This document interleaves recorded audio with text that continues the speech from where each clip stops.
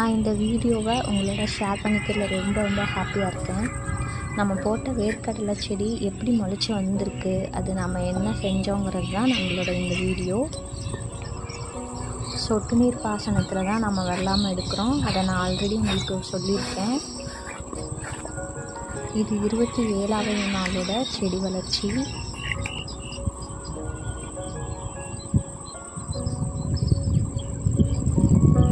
அப்படியே இங்கே ஒன்றுமா அங்கே ஒன்றுமா செடி வளர ஆரம்பிச்சிருச்சு. அப்படியே இங்கே பாருங்கள், அணில் கடிச்சு டியூப்பில் எவ்வளோ தண்ணி வேஸ்ட்டாக போயிட்டுருக்குன்னு.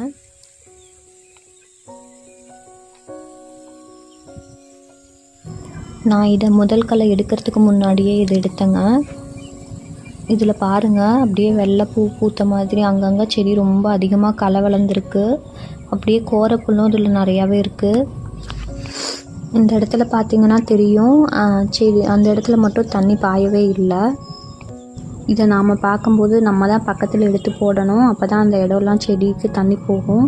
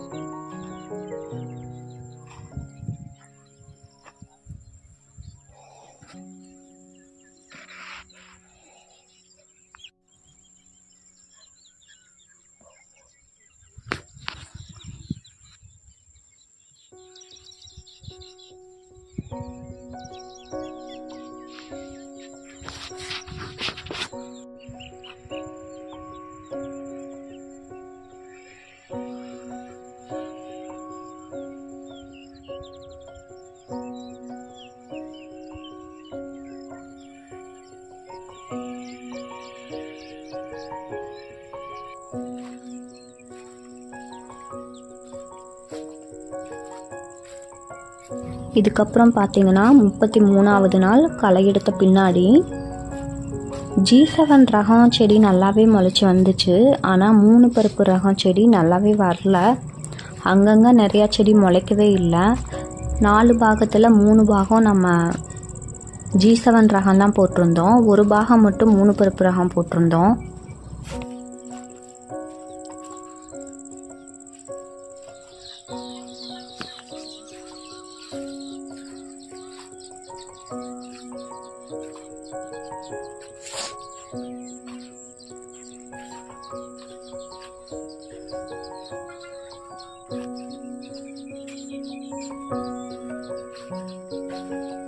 இது 3 பருப்பு ரகம் ஃப்ரெண்ட்ஸ். அவ்வளோவா செடி நல்லாவே இல்லை. இப்போ அடுத்து பார்க்க போகிறது பாருங்கள்.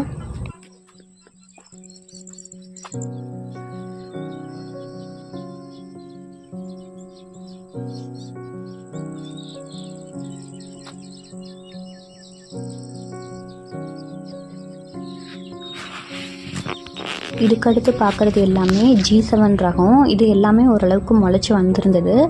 செடியும் கொஞ்சம் பக்கம் பக்கமாக இருந்தது.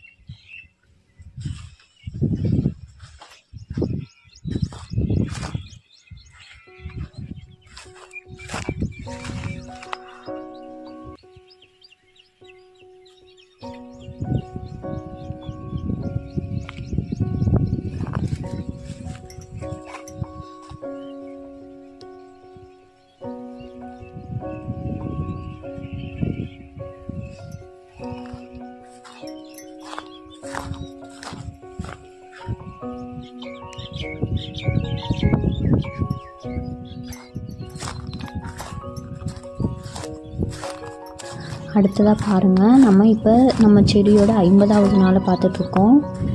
நல்லா செடி ஓரளவுக்கு நல்லா வளர்ந்த மாதிரி தான் இருக்குது.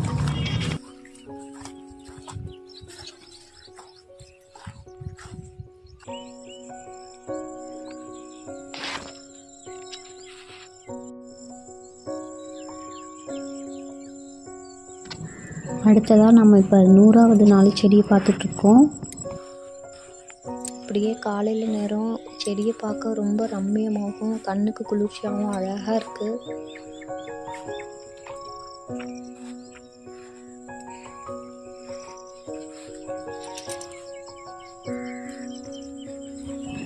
நானும் ஒரு செடியை பிடுங்கி பார்க்கலான்ட்டு பிடுங்கி பார்த்தேன். ஆனால் அவ்வளோவா காய் நிறையா இருக்குன்னு சொல்ல முடியல, இல்லைன்னு சொல்ல முடியல. கொஞ்சம் பிஞ்சு காயாக இருந்தது. அது பார்க்கலாம் இன்னும் எப்படி வரப்போகுதுன்னு.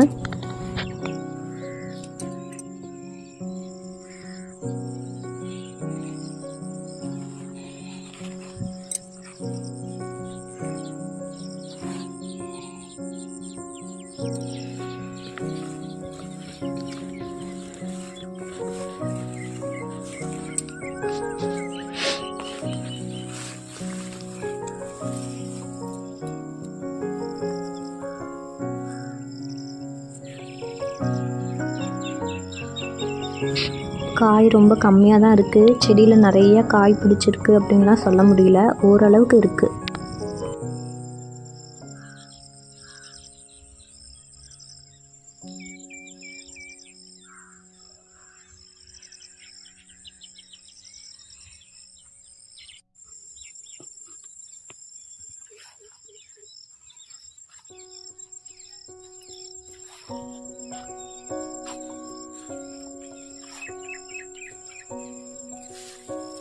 கடலக்காய் பொரிக்கிறது என்னால் வீடியோ எடுக்க முடியல ஃப்ரெண்ட்ஸ். அப்போ ஃபார்ம்லேயே கொஞ்சம் வேலை இருந்தது, அதுவும் இல்லாமல் மறந்துட்டேன்.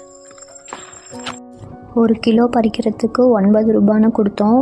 செடியில் காய் அதிகம் இல்லாததுனால கூலி அதிகமாயிடுச்சு.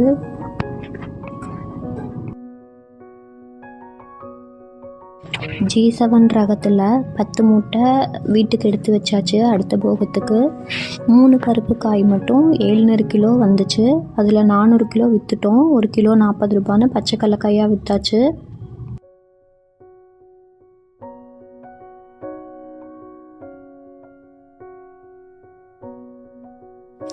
அடுத்ததாக பார்த்திங்கன்னா கடலக்கொடி கொஞ்சம் நனைஞ்சு போச்சு. அதனால் மீதி இருந்தது, நனையாமல் இருந்தது மட்டும் ரோல் சுற்றி, ஒரு ரோல் வந்து 50 ரூபாய்க்கு சுற்றி நம்ம 200 ரூபாய்க்கு விற்றோம். நனையாமல் இருந்த கடலக்கொடி மட்டும் 59 ரோல் ஆச்சு. அதில் 50 ரோல் நம்ம விற்றாச்சு 200 ரூபான்னு. மீதி 9 ரோல் மட்டும் நம்ம வீட்டுக்கு எடுத்துகிட்டு போகிறோம். அப்படியே சைடில் பார்த்திங்கன்னா வாழை அப்படியே வந்துக்கிட்டே இருக்குது. அதை கண்டிப்பாக நெக்ஸ்ட் வீடியோவில் அப்லோட் பண்ணுறேன்.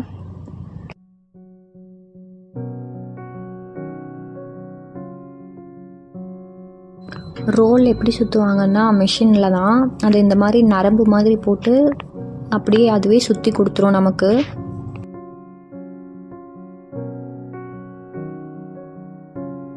இதில் பார்த்திங்கன்னா கரையான் கொஞ்சம், பூச்சி கொஞ்சம் நிறையா சாப்பிட்ருக்கோம். இது போக தான் நம்ம வீட்டு ஜீவன்களுக்கு நம்ம எடுத்துகிட்டு போக போகிறோம்.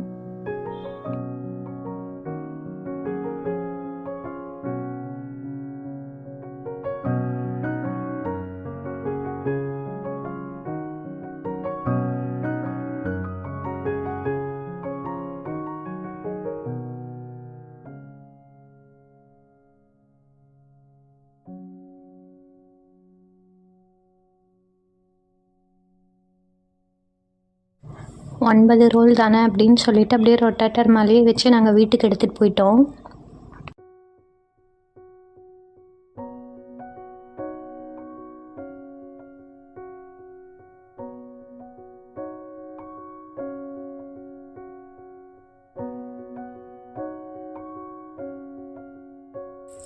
அப்படியே ஆண்டி வேலை கிடச்ச தேங்காயும் எடுத்துக்கிட்டு நான் வீட்டுக்கு கிளம்பிட்டேன். டாட்டா பாய். இந்த வீடியோ பிடிச்சிருந்தால் மட்டும் லைக் அண்ட் சப்ஸ்கிரைப் பண்ணுங்கள். தேங்க்ஸ் ஃபார் வாட்சிங்.